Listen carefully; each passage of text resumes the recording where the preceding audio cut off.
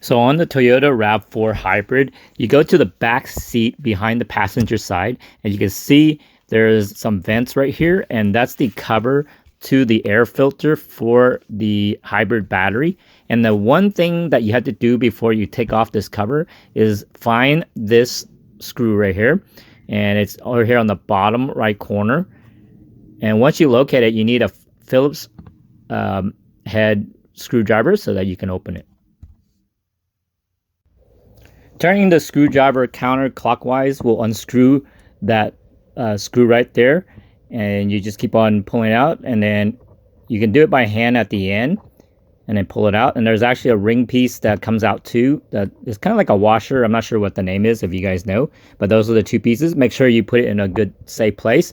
And the next step is to kind of, if you have long nails, you could try to pry it open right here, or you can use a flathead and you gently pull it. You know, there's some clips that are around this plastic all the way around. You can see how it can pretty easily come out. You just don't need that much force. Just be careful not to break any of the clips. But once you open it up, this is how the cover looks like. And you can see the filter right here to the left side. And you'll eventually will have to like pull it off. And that's where the battery back there is.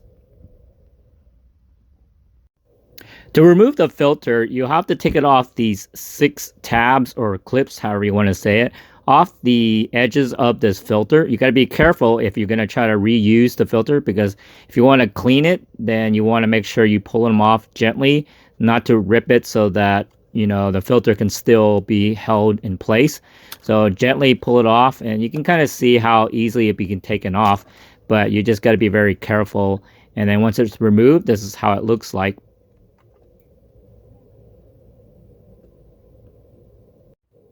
Now the next step is to be able to clean the filter, and you gently brush it right here. And it's still an option if you want to clean it with a vacuum cleaner if you feel like there's not much dust or grime on it. Or you can replace this filter. I'll probably leaving a link below for some vendors, I think, who will be selling this air filter thing if you feel like you want to replace it and you feel like it's so dirty or something.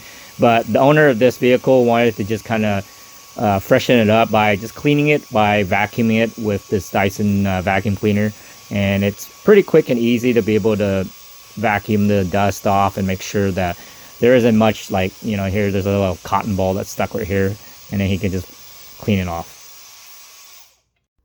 So the last step here is going to be putting back the air filter that you vacuumed and cleaned it, or if you bought a new one, you should have the same shape and everything, and it should fit in here. So you got to make sure you put it back onto each of the 6 clips or hooks that are available on this cover, and then you just kind of make sure it's secure and it's not loose. You can double check on each of them, and it's pretty simple to put it back on.